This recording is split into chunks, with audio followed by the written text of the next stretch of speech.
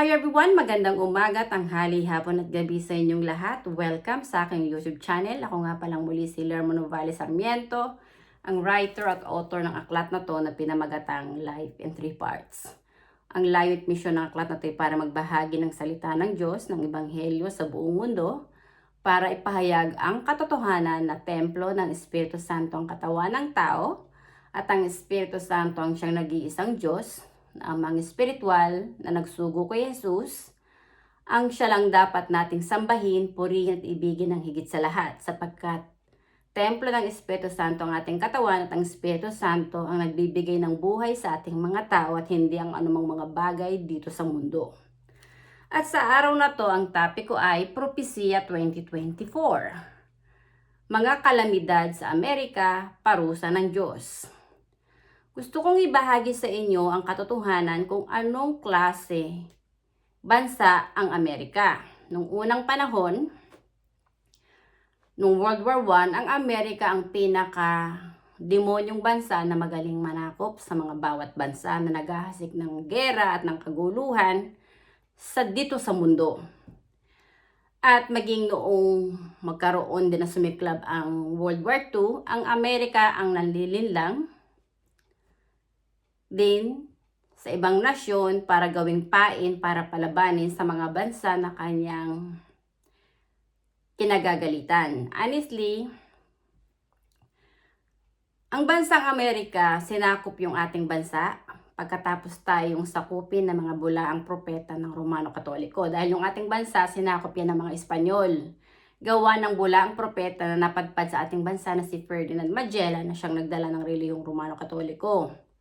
And then sa paglipas ng panahon, naglaban ang Amerika at ang Espanya.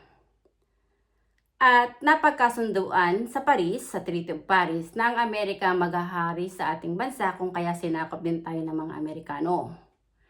And then, pagkatapos tayong sakupin ng mga Amerikano, nung sumiklab ang gera, nung World War II, dyan sa pagitan ng mga Hapon at ang Amerikano dahil pinasabog ng Hapon ang Pearl Harbor sa Hawaii noong 1941.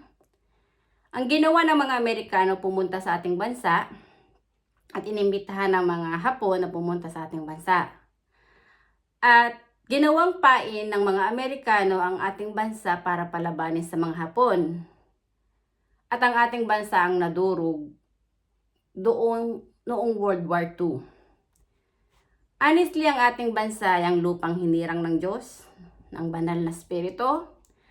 Ang ating bansa ang totoong pangalan na hindi Pilipinas kundi Maharlika.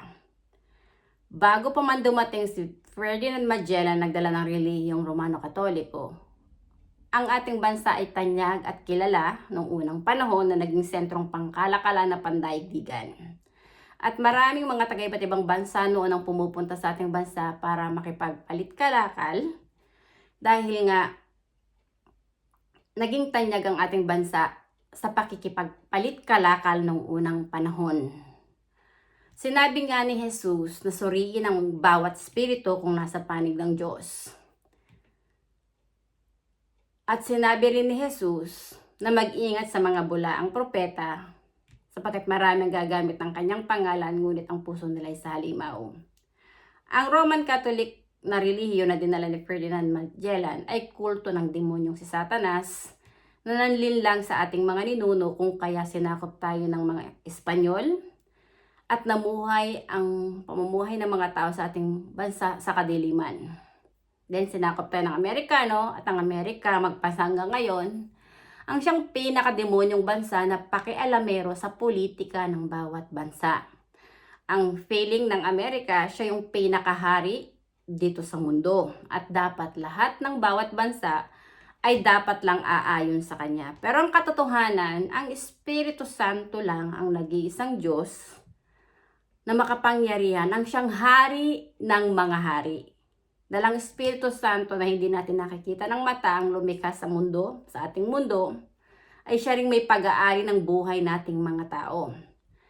Ang Amerika, nagmataas, nagmayabang sa Espiritu Santo. Ngayon, honestly, narito na tayo sa huling panahon.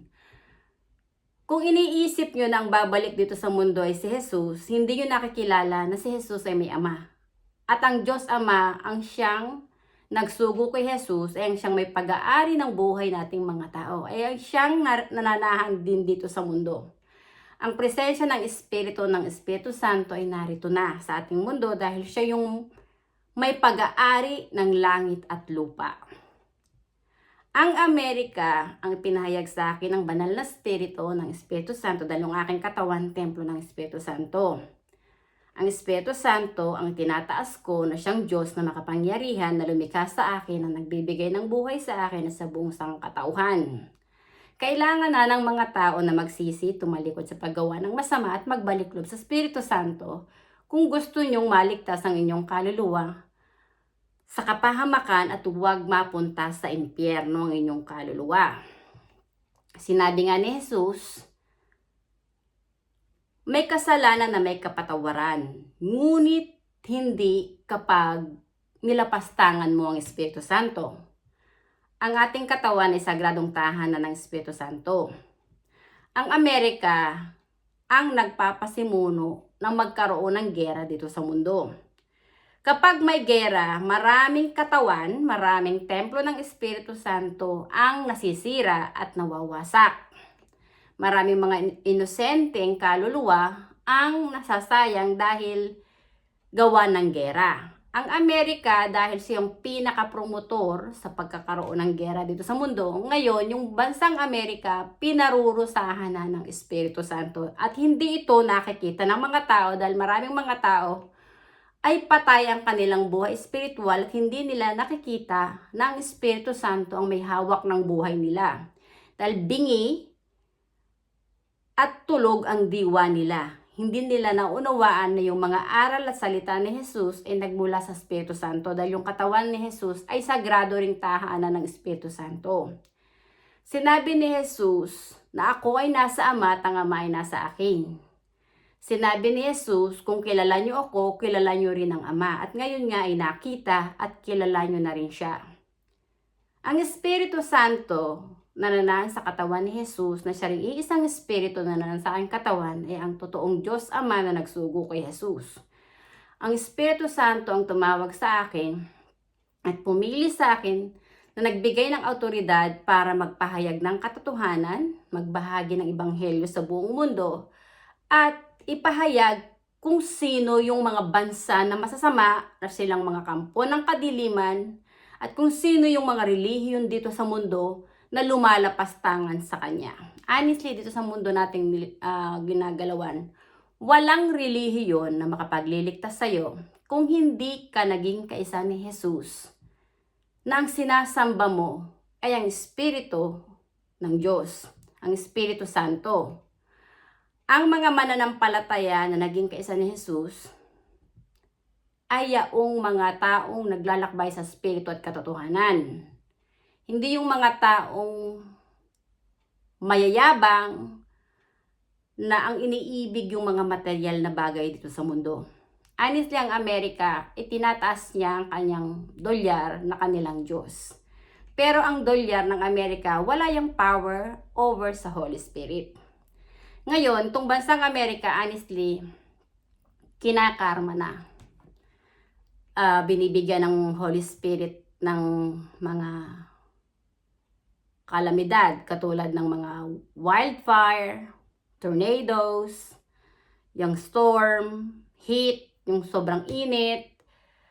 Honestly, ang bansang Amerika namumuro yan sa galit ng Espiritu Santo. Kinakarma na ang bansang Amerika pero maraming mga tao hindi pa rin nila nakikita na ang Espiritu Santo ay ang Diyos na makapangyarihan ay narito na sa ating mundo, ay ang Ama ni Jesus na nagsugo kay Jesus, ay ang may pag-aari ng buhay ng nating mga tao. Dahil naging mapagmataas ang Amerika, ngayon, yung bansang Amerika ngayong 2024, lulupigin yan ng Espiritu Santo. More disaster ang darating sa bansa na yan. Yung mga tao na natiling mayabang, at pera ang iniibig nila, sinasamba nila, hindi ang Espiritu Santo, kaawa-awa kayo. Dahil tatanggapin nyo yung galit ng Espiritu Santo. Yung mga inimpok nyo dito sa lupa, Ang mga bahay, sasakyan, alahas, pera, kung ano-anumang mga bagay, mawawala yan sa inyo. At tatangis kayo dahil yung mga pinaghirapan nyo mawawala. Magkakaroon kayo ng problema sa buhay, gawa ng tumalikod kayo sa Espiritu Santo at mas inibig nyo ang mga material na bagay. Honestly, ang bansang Amerika, pinarurusahan na yan ng Espiritu Santo. Gawa ng ang Amerika ang pinakamasamang bansa. Ang ating bansa, ang Maharlika, na siyang lupang hinirang ng banal na spirito, muli yang ipapanganak ang pangalang Maharlika. Buburahin yung pangalang Pilipinas. Dahil yung pangalang Pilipinas, ay nagmula sa Judas na si Philip II na siyang hari ng Espanya na nanakop sa ating bansa. Binura ng mga Espanyol ang pangalang Maharlika para makalimutan na ng mga tao sa ating bansa kung anong totoong pangalan ng ating nasyon. Pero ang Espiritu Santo ang siyang lumikha ng mundo. At ang Espiritu Santo, may mga taong nilikha dito sa mundo na siyang maglalabas ng katotohanan. Honestly, si Tatay Digong, sinabi niya, tama talaga si Marcos, kailangan nang ibalik ang pangalang Maharlika para makalaya na tayo sa mga nasyon na nanakop sa atin na silang mga kampo ng kadiliman. Honestly, ang ating bansa kaya sinakop ng mga Espanyol ay gawa ng relihiyong Romano-Katoliko na dinala ng Judas na bulaang propeta na si Ferdinand Magellan na napadpad sa ating bansa. Kaya sinikil ng mga Espanyol na mga bulaang propeta ang kalaya at kapayapaan sa ating bansa at sila ang naghari-harian. Then, naghari-harian din ang mga Amerikano pagkatapos na tayo ay masakop ng mga Espanyol dahil ang mga Amerikano din ang nanakop sa ating bansa. Ang problema ng Amerika, magaling makialam sa politika ng mga bawat nasyon. Marami siyang mga leader dito sa mundo na ipinapatay ng mga leaders ng Amerika. Tulad niyang sina Saddam Hussein, sina Gaddafi, at kung sino-sino pa. Honestly, si dating late President Ferdinand Marcos, pinag-initan niya ng mga leaders ng Amerika at ng Roman Catholic leaders. Kung kaya napatalsik sa pagiging pangulo si dating late President Ferdinand Marcos. Ngayon, ito yung ginagawang katarantaduhan ng Amerika. Malawak yung ginagawang kagaguhan ng Amerika. Sinira niyang bansang Ukraine kasi nilinlang niya para palabanin sa Russia. Ngayon, durog na yung bansang Ukraine. At maraming mga tao, yung mga bawat kasi katawan ng tao, sagradong tahanan niya ng Espiritu Santo. So maraming mga tao ang nawala ng tahanan, nawala ng kabuhayan, nasira ang kanilang pamumuhay, gawa ng gera dahil itong Judas din na leader ng Ukraine ay nagpauto sa Amerika para mismong wasakin ang sarili din niyang bansa at yung pamumuhay ng mga tao doon sa bansang Ukraine ay masira din at mawasak at magkawatak-watak ang mga tao. Ngayon, ito yung ugali ng Amerika na gustong gawin. Linlangin si Bongbong Marcos na palabanin sa China. Pero ang Holy Spirit ang may hawak ng mundo. Siyang lumikha ng mundo, so siya lang ang may control. Ngayon, itong katarantaduhan ng Amerika, sagad na sa Espiritu Santo, kaya itong ngayong bansang Amerika, nagpapadala ang Holy Spirit ng mga kalamidad dahil powerful ang Holy Spirit. Lahat ng mga nakikita natin dito sa mundo, nilikha yan ng Diyos. Tayong mga tao, nilikha tayo ng Diyos, ng Espiritu Santo. Ang Espiritu Santo ang lumikha sa atin. Dahil yung ating katawan, sagradong tahanan ng Espiritu Santo. At walang sino mang tao ang makapanlilin lang sa Espiritu Santo dahil ang Espiritu Santo ang may pag-aari ng ating buhay. Ngayon, ang Amerika, pinarurusahan na ng Holy Spirit. May baha, may wildfires, may mga yung sobrang init ng panahon sa kanila. Honestly, walang imposible sa Espiritu Santo. Sinabi nga ng Panginoon, If my people will humble themselves, they will seek my face, and they will repent and seek for my pardon, I will hear their prayers in heaven, and I will forgive their sin and heal their land. Hindi naunawa ng Amerika na yung mga tao sa bansang iyan, hindi nila naunawaan ng Espiritu Santo ang may hawak ng buhay nila. Dahil ang Amerika nagmataas at tinaas nila ang dolyar nila, ang kanilang Diyos, ngayon yung bansang Amerika, nilulupig na yan ng Espiritu Santo. Narito na tayo sa huling panahon. Pero hindi ito nakikita ng maraming tao dahil hindi naman nila tinanggap ang Espiritu Santo kay Jesus. Hindi nila kinilala ang Espiritu Santo sa puso nila, ng Espiritu Santo ang may gawa ng buhay nila. Honestly, gawa ng pride, ng kataas at kayabangan ng Amerika, ang Amerika ngayon, pinarurusahan na ng Holy Spirit. Honestly, ang Holy Spirit is the most powerful God dahil siya yung creator ng heaven and earth na siyang nagsugo kay Jesus. Ang may hawak ng mundo, ang lumikha sa mundo, ang lumikha lang lahat ng bagay dito sa mundo. Walang imposible sa Espiritu Santo. Pag sinabi ng Espiritu Santo, lindulin ang bansa na yan, lilindulin yan.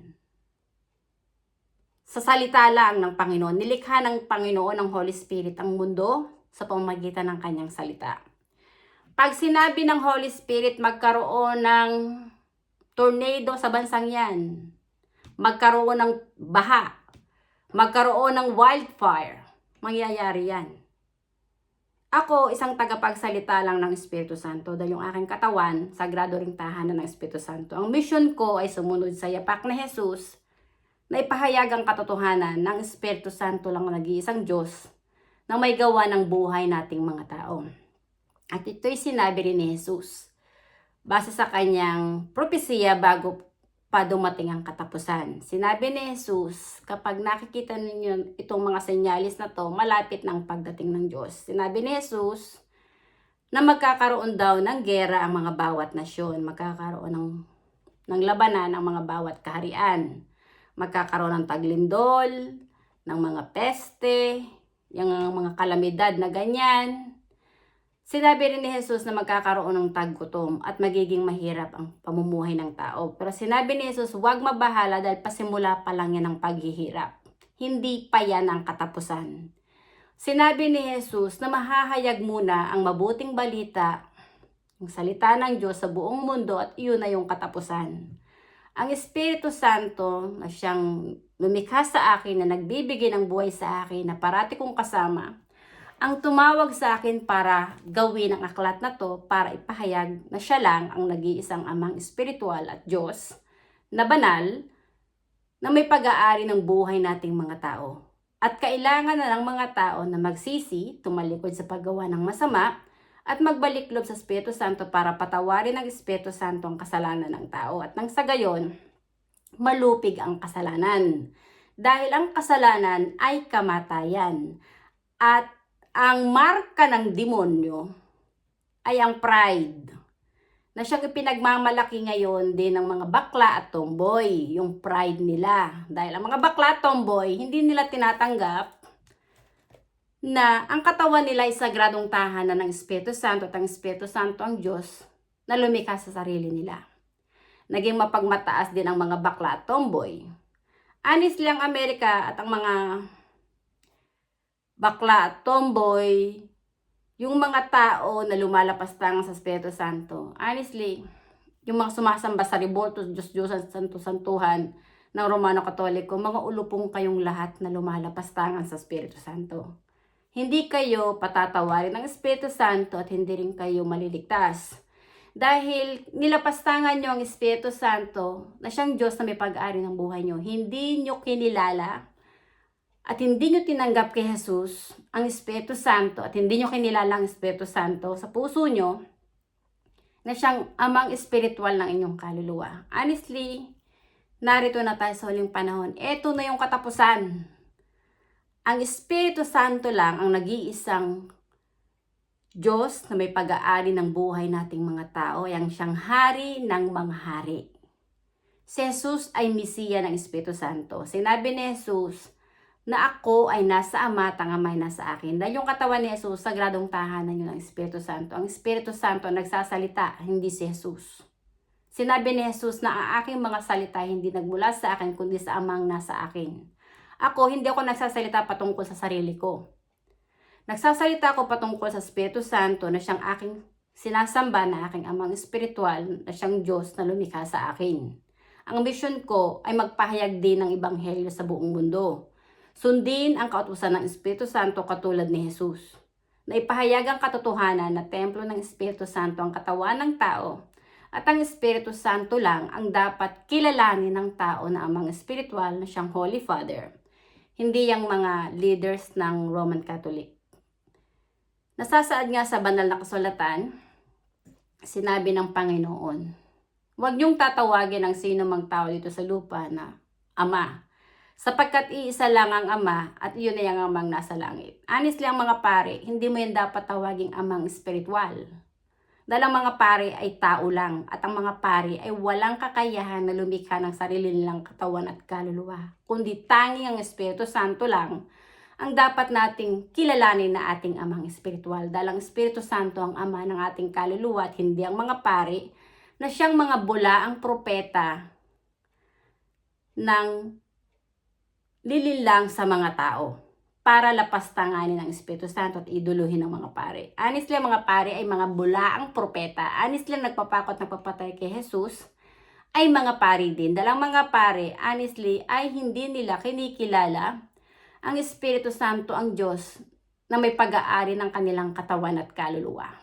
Honestly, si Jesus lang ang daan, buhay, liwanag at katotohanan para ang kaluluwa mo ay maligtas na wag mapunta sa impyerno. Dahil kay Jesus mo lang masusumpungan ang katotohanan at para makilala mo rin ang sarili mo kung sino ka ba talaga at kung saan ka nagmula. Honestly, si Jesus, nagmula yan sa Espiritu ng Espiritu Santo, Espiritu si Jesus, na nagkatawang tao lamang sa katawan ni Birheng Maria. At dahil kay Jesus, sa mga salita niya, tinanggap ko ang Espiritu Santo. At nakilala ko ang Espiritu Santo ay ang Diyos na makapangyarihan, ay ang siyang nag-iisang Diyos na may pag-aari ng katawan at kaluluwa nating mga tao. At ang Espiritu Santo na parati kong kasama, ang siyang tumawag sa akin para ipakilala na si Jesus ay Mesiya at anak niya. At ang Espiritu Santo na lumukob kay Birheng Maria ay ang totoong Diyos na makapangyarihan at Amang espiritual na nagsugo kay Jesus. Narito na tayo sa huling panahon. Narito na ang Diyos, ang Espiritu Santo, ang Diyos na makapangyarihan, ang nagbibigay ng buhay sa ating mga tao. Ang Espiritu Santo na siyang Diyos na makapangyarihan, ngayon ang siyang nagpaparusa dyan sa bansang Amerika. Dalang bansang Amerika, ang pinakademonyong bansa na nagmamataas at nagmamayabang sa Espiritu Santo, na itinataas ng Amerika ng kanyang pera, ang kanyang dolyar, ang kanilang Diyos. More disaster ang darating sa bansa na yan. Bago matapos ng 2024, lulubog ang bansang Amerika. Ibababaya ng Espiritu Santo. Dudurugin ng Espiritu Santo. Maraming mga tao ang tatangis, mapupuno ng mga agam-agam ang kanilang puso't isipan.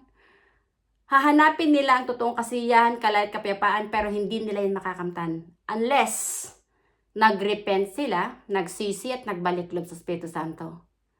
Yung mga tao na magsisisi at magbabalik loob sa Espiritu Santo, makakalaya sila. Patatawarin sila ng Espiritu Santo at maliligtas sila. Pero yung mga tao na patuloy pa rin nagmamataas, katulad ng mga bakla tomboy, na lumalapastangan sa sagradong tahanan ng Diyos, wawasakin din kayo ng Espiritu Santo. Kayong mga bakla tomboy, hindi nyo tinatanggap na ang Espiritu Santo ang may gawa ng buhay nyo. Akala nyo kayo ay mas nakahihigit pa sa Espiritu Santo. Honestly, bilang na ang araw ng mga taong kumakalaban sa Espiritu Santo. Ang Espiritu Santo ay ang Diyos na makapangyarihan ay hindi kayang talunin ng sino mang taong demonyo dito sa mundo. Yang mga leaders dito sa mundo, yung sinasabi niyong mga about climate change, Hindi na climate change ngayon yung anong yun. Wala naman kayong ginagawa yung mga leaders ng na nagpapa ng mga nagpapaano ng propaganda ng natural ng mga climate change. Wala naman kayong ginagawa eh. Mga nakatunga nga kayo. Kung hinihikayat nyo ang mga tao na maglimot ng mga basura sa karagatan, linisin nyo yung mga karagatan, yung mga ilog, ang mga bawat lugar tinataniman nyo ng mga puno. Eh ngayon, ang ginagawa ng mga tao, nagtatayo ng mga building, pinapatay na yung mga puno. Ngayon, gumaganti ngayon ay ang Mother Nature din. Dahil yung Mother Nature, creation yun ng Panginoon, ng Holy Spirit. So, pag sinira mo ang Mother Nature, wawasakin ka rin ng Holy Spirit. Dahil ang Holy Spirit ang lumikha ng mga bagay na nilikha niya dito sa mundo. Ang Mother Nature ay ang ating tahanan dito sa mundong pansamantala. Dapat pinahalagahan natin ang ating mundo. Maraming mga tao naging gahaman sa posisyon, sa pera, at naging makasarili. Hindi naunawaan ng mga hunghang ang may hawak ng buhay nila yung Espiritu Santo. Yung mga bagay na kanilang iniimpok dito sa lupa. Sa oras na bawiin na ng Espiritu Santo yung kaluluwa sa katawan nila, wala yung value. Dahil matotoda sila at yung mga bagay na inimpok nila dito sa lupa, hindi yun ang magliligtas sa kaluluwa nila. Dahil ang inimpok nila ay yung mga material na bagay, hindi yung gumawa ka ng kabutihan sa Espiritu Santo at sa iyong kapwa. Sinabi nga ni Jesus, ibigin mo ang Diyos ng higit sa lahat. Paano may ibigin ang Diyos ng higit sa lahat? Kung yung sagradong tahanan ng Diyos ay winawasak mo sa kalaswaan at kamunduhan, dahil mas iniibig mo ang sarili mo at ang pera. Sa halip ng ibigin mo yung Espiritu Santo na siyang Diyos na lumikha sa'yo. Honestly, narito na tayo sa huling panahon. Ang Panginoon ay narito na. Ang Espiritu Santo ay ang siyang totoong amang espiritual at Diyos na nagsugo kay Jesus ay narito na. Siya yung lumikha ng langit at lupa, ay siya ring Alpha at Omega na siyang may pag-aari ng buhay nating mga tao. At ang bansang Amerika, honestly, bilang ng mga araw mo. Sinasabi ko sa mga tao na magsisi na kayo. Tanggapin nyo ang katotohanan na templong Espiritu Santo ang katawan nyo. Pero maraming mga tao ang nagagalit sa akin dahil hindi nila tinatanggap ang Espiritu Santo sa puso nila. Dahil mas gusto nilang mamuhay sa kadiliman kaysa pumunta sa liwanag. Ang Espiritu Santo ay ang Espiritu ng katotohanan, ng buhay at ng liwanag. Na siyang nagbibigay ng buhay sa mga tao na kinagagalitan ng maraming tao. Honestly, yung mga tao na naninira sa akin na sinasabihan ako'y naluloka, nasisira ng bait at may demonyo sa aking katawan. Hindi ako ang una yung sinabihan ng masasamang salita, kundi ang Espiritu Santo na lumikha sa akin na siyang Diyos na parati kong kasama. So yung mga tao na nagmataas at nagmayabang, na nanlibak at nanlait sa akin, honestly, mananagot kayo sa Espiritu Santo sa bandang huli. Ngayon, kung hindi kayo magsisisi at magiging mapagmatas at mayabang pa rin kayo sa Espiritu Santo, yun yung isa yung malaking pagkakamali. Dahil wawasakin din kayo ng Espiritu Santo. Dahil ang Espiritu Santo rin ang may hawak ng buhay nyo. Kaya hinihikayat ko ang mga tao na magrepent na. Ang bansang Amerika, kapag hindi yan nagrepent, hindi yan nagpakumbaba, at hindi yan tumigil ang mga leaders ng Amerika sa pakikialam sa politika ng ibang nasyon. Dahil ang Amerika nagdudukduk sa mga ibang nasyon na makipagdigma sa ibang nasyon. Kapag hindi tumigil ang Amerika sa pang-uudyok sa mga ibang nasyon na makipag-away sa ibang nasyon, maraming mga tao, mga inosenteng tao ang mapapahamak. Pero nakikita lahat yan ng Espiritu Santo dahil bawat katawan nating mga tao ay templo ng Espiritu Santo. So ang Espiritu Santo ang gaganti. Honestly, ang Espiritu Santo na hindi nakikita ng mata, ang siyang Diyos na makapangyarihan. Lulupigin ng Holy Spirit ang mga kampo ng kadiliman. na nasa panig ng demonyong si Satanas. Honestly, ang Amerika, ang puso niya ay nasa panig ng demonyong si Satanas sa nagmamataas at nagmamayabang sa Espiritu Santo. Bilang na ang kataas at kayabangan ng bansang Amerika. Honestly, yung bansang Amerika na nanakop sa ating bansa, luluhod yan sa bansa natin sa mga ilang panahon pa, sa mga susunod na taon. Luluhod ang bansang Amerika sa bansa natin. Dahil yung bansa natin ay ang lupang hinirang ng Espiritu Santo. At hindi hahayaan ng Espiritu Santo na madurog muli ang ating bansa gawa ng mga Amerikano na silang mga demonyo na nanakop sa ating bansa na sumikil sa kalayaan at kapayapaan ng ating bansa. Ang ating bansa, ang bansang Maharlika ay muling ipapanganak. Tama si Tatay Digong. Dapat nang ibalik ang pangalang Maharlika para makalaya na tayo sa mga kampo ng kadiliman na nanakop sa ating bansa. At kayong mga ICC leaders, makinig kayong mga pinutukan kayo ng lintik. Hindi kayo ang Diyos dito sa mundo. Kayong mga Americanong leaders, hindi kayo ang Diyos dito sa mundo. At kung sino-sino pang mga leaders dyan, dito sa mundo, na nagmamataas sa Espiritu Santo, honestly, hindi kayo ang Diyos dito sa mundo. Ang Espiritu Santo lang ang nag-iisang Diyos na makapangyarihan. Yung mga katawan ninyo, sagrado ring tahanan nyo ng Espiritu Santo. At ang Espiritu Santo rin ang may hawak ng buhay nyong mga ulupong kayo. Tapos na ang kataas kayabangan nyo dahil sisingilin kayo ng Espiritu Santo. At sa oras na binawi na ng Espiritu Santo yung kaluluwa sa katawan nyo, matotodas kayong lahat. Ako, matodas man ako dito sa mundo, hindi ko yan kinakatakutan dahil alam ko na ako traveler lang dito sa mundo. Ang kaluluwa ko ay espiritu yun, na nagmula sa Espiritu Santo, na parati kong kasama ay ang Espiritu Santo. So kung lumisan man ako dito sa mundo, hindi yun kawalan sa akin. Yun ay isang kagalakan dahil babalik na ang aking kaluluwa kung saan ito nagmula. Babalik na yun sa Espiritu. At dahil kasama ko ang Espiritu Santo, hindi ako matitinag, hindi ako matatakot na lumisan dito sa mundo dahil ang Espiritu Santo ang maghuhukom sa bawat kaluluwa ng mga tao. At ang Espiritu Santo ang sinasamba ko at pinakikilala ko na aking Diyos, na siyang makapangyarihan, na lumikha sa akin, na nagbibigay ng buhay sa akin. Katulad ni Jesus, ang kaluluwa ko babalik lang sa kaharian ng Diyos dahil ang aking kaluluwa, Espiritu yun, nagmula sa Espiritu Santo. Ang Espiritu Santo lang ang nag-iisang Diyos na dapat sambahin ng bawat tao.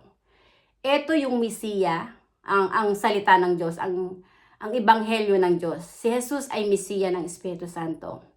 Ang mga aral at salita ni Jesus ay nagmula sa Espiritu Santo. At ang Espiritu Santo lang ang Diyos na makapangyarihan. At walang sino mang nakahihigit sa Espiritu Santo. Kahit pa yung demonyong si Satanas. Honestly, bilang na ang araw ng demonyong si Satanas. Lulupigin na ng Espiritu Santo ang kasalanan. Lulupigin ng Espiritu Santo yung mga demonyo na lumalapastangan sa Kanya. Mapalad ang mga taong nanatiling totoo sa kanilang sarili, naglalakbay sa Espiritu at katotohanan sapagkat pagpapalain sila ng Espiritu Santo. Pero yung mga taong mas umiibig sa pera, sa karangyaan, kalasuan, kamunduhan, na bumababoy at sumisira sa templo ng Espiritu Santo, wawasakin din kayo ng Espiritu Santo. Maraming salamat sa inyong pakikinig at hanggang sa muli. Bye! Thank you!